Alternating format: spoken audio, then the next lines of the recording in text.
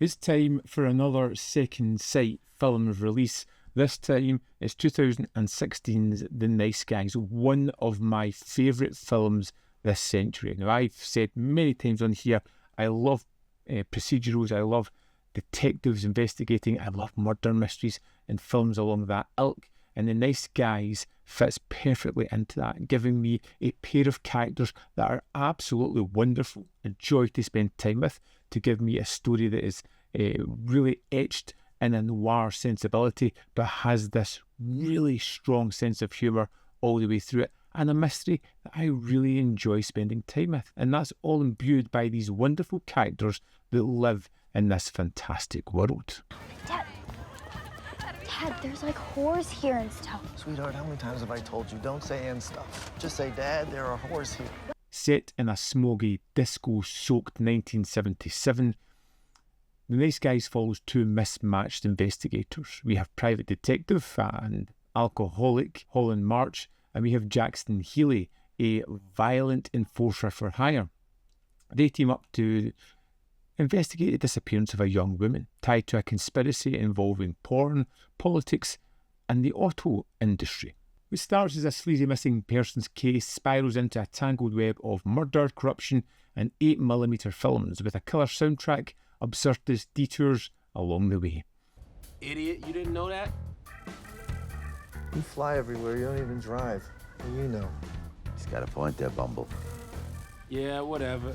It's noir through a funhouse mirror, sharp, stylish and stupid in all of the smartest ways possible. I love the tone and the style of this film. You get Shane Black, who is a master of the buddy cop comedy, and The Nice Guys is probably his most polished and funniest work to date. It's equal parts Chandler-esque, screwball comedy, and LA period piece. The film leans into slapstick, but it balances it with a razor-sharp dialogue and perfectly timed bursts of action. Visually, it nails 1970s Los Angeles, from the avocado-coloured interiors to the sleazy porn parties. It's a world that is vibrant, that feels lived in, that feels just strange enough to be compelling and disgusting at the same time.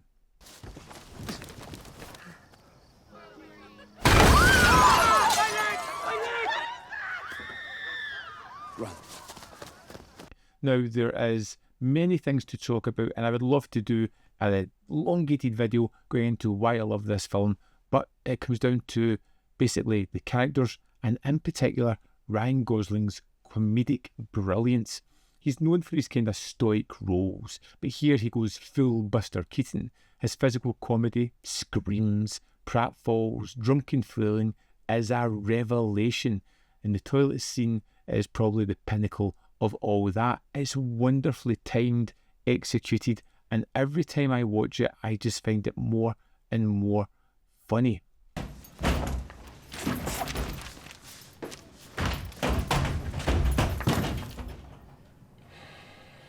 And you have this wonderful character, and you need someone to kind of level out the playing field, and you get that with Jackson Healy, Russell Crowe's character. He breaks bones for a living. This is pretty much what he does. He is a blunt instrument, but Crowe plays him with a kind of weariness. He's a thug, trying to be more than just muscle, if he can help it. And that partnership, as he teams up with March, is wonderful, because they feel as if they kind of complete each other. Almost, they're both deeply flawed characters, but together they make a somewhat capable team, if not through hard work and perseverance, through luck and determination, they will solve a case. March! Gun! Fuck! Shit! The Nice Guys should have had a sequel. It was such a perfect film. It's set up for a sequel. I want to see a slew of adventures with these characters. It is a timeless film that I can go back to again and again, and I just enjoy it. Now, it is most definitely a Shane Black movie. Again, it's set at Christmas references. We've got the noir monologues. We've got the kids outsmarting the adults a lot of the time. March's daughter is absolutely phenomenal and is one of the best characters within the film. Black is using all that is in his repertoire and creating something that's just the pinnacle of all of his skills. You're supposed to be at Jessica's. Yeah, sorry, Mr. March. My sister kicked us out. She's having a guy over. Your sister's such a slut. Yeah, I know. The Nice Guys is a whip-smart, riotously funny throwback noir that juggles comedy, violence and real heart all together. It's rare to get a film this slick, this fun, this precisely tuned. Every line, every pratfall, every bullet counts. Beneath the booze and blood, there's a sincere longing for a better world and hope that even broken men can do something right. I'd highly recommend this film. I think it is phenomenal. I love the characters, I love the one-liners, I love the situations, the costuming, the way the film just sets things up and pays off later in the film. I love everything about The Nice Guys. It, for me, is one of the rare, perfect films this century and something that I will continue to champion and continue to harp on about. It is simply wonderful. And when you get a film that good, you're hoping you're going to get a package as good. And The Nice Guys from Second Sight certainly delivers once more. Let's dive in, have a look at the extras. Here we are in the disc to The Nice Guys. Let's go to the extras. First up, we've got a commentary with director Shane Black and co-writer Anthony Bagarozzi, moderated with writer Priscilla Page. And then we have Knights in Tarnished Armour, an interview with Shane Black, which runs at 35 minutes 47 seconds. It's a candid interview. He's passionate about the project, got great conversation going on here. It's just a wonderful addition to this disc. Finding the Audience, an interview with co-producer Ethan Irwin, which runs at 22 minutes 15 seconds. Again, talking about the cast, the crew, getting this film set up, how it morphed into the version that we now know and love. 1,000 Cuts, interview with the director of photography, Philippe Rousselot. This is 14 minutes 4 seconds. This was his first digital film. He's spent a lot of time talking about that, the kind of expertise he took onto other movies and what he brought to the production. We've got From Lethal Weapons to Nice Guys, a video by Lee Singer, which is 21 minutes 29 seconds, which gives an interpretation of the evolution of the buddy cop genre.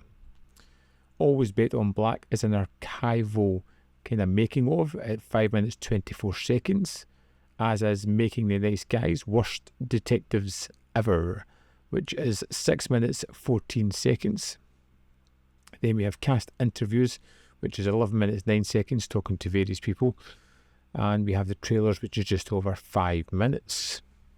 Also included in this set is a 150-page book, which comes with a bunch of essays, some interesting reads here. The Nice Guys, The Woman of Shane Black's Neo-noirs by Nadine Whitney was possibly my favourite of all of the essays included. That's the extras for The Nice Guys. Here we have it. Nice Guys is out now on 4K from Second Sight Films. The transfer is fantastic. It looks amazing. The soundtrack particularly is just wonderful as well. I want to know, you pick up the limited edition, you picking up the standard Blu-ray? Is this a film you love as much as me? Why do you think we just never got a sequel? Let me know your thoughts on this package, this film, whether you're getting this release in the comment box below. As always, there's more content up here. You can see more of my stuff in the description box. There are links to Patreon, membership program, ManVFilm.com always, in which you can support me. Thanks for watching, and I'll see you next time.